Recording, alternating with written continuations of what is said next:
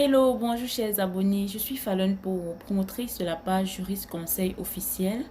Ce matin, je vais vous raconter une chronique juridique qui porte sur la destruction des biens d'autrui. Alors, restez scotchés jusqu'au bout. N'oubliez pas de liker ma page, partager au maximum et commenter la vidéo. Je reste à votre écoute pour la suite. Avant toute chose, je vais vous dire que la destruction du bien d'autrui révèle d'un acte de vandalisme et inflige des conséquences néfastes. Donc, il vaudrait mieux être conscient de tout ceci, car lorsque vous êtes un vandale, vous n'êtes pas épargné des conséquences pénales que cela inflige.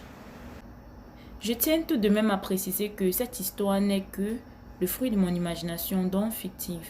Toute ressemblance ne sera que pure coïncidence. C'est l'histoire d'une dame qui s'appelait Dame Abesolofi, aînée d'une famille de 5 enfants. Elle était administratrice de la succession de ses défunts pères et mères. Donc, ses parents leur avaient laissé un immeuble dans lequel il y avait des locataires. Dans cet immeuble, il y avait un monsieur qui avait pris une chambre à bail.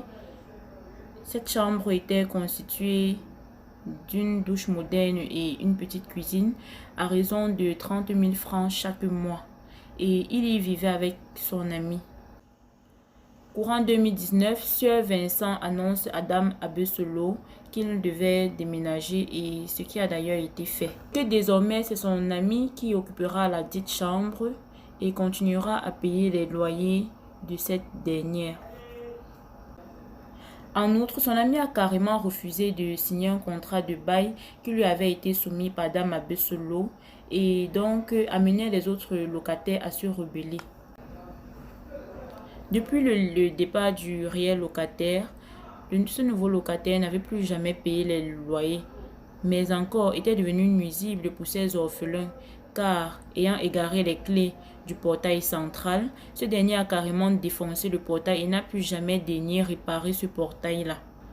Dame Abesolo, ne voulant plus rester dans l'insécurité totale, avait donc procédé aux réparations du portail et demandé le remboursement des frais dépensés, ce qui lui a valu des injures de toutes sortes et même des menaces de la part de ce locataire-là. Tout ceci avait donc amené Dame Abesolo à saisir le commissariat du 8e de la ville où elle résidait et la ville où ce locataire également résidait.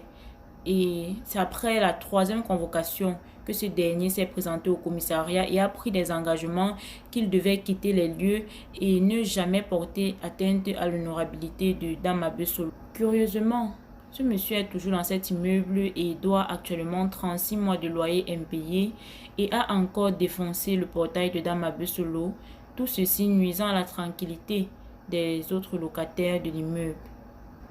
Les locataires étant en permanence en insécurité dans cet immeuble, Dame Abesolo a encore à nouveau interpellé ce monsieur à la réparation de ce portail et ce dernier a carrément injurié Dame Abesolo et l'a menacé.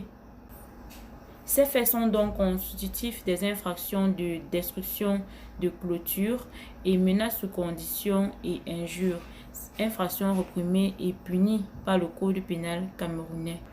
C'est pourquoi la plaignante a donc sollicité de monsieur le commandant de son arrondissement de bien vouloir convoquer le mis en cause et ouvrir une enquête pénale pour qu'il réponde de ces faits et que force reste à la loi. Vous est-il déjà arrivé une histoire pareille? Alors n'hésitez pas de me contacter en cas de contentieux afin que je puisse vous orienter dans la procédure à suivre lorsqu'il s'agit d'une pareille affaire. Donc, je reste à votre disposition pour plus d'informations. À bientôt!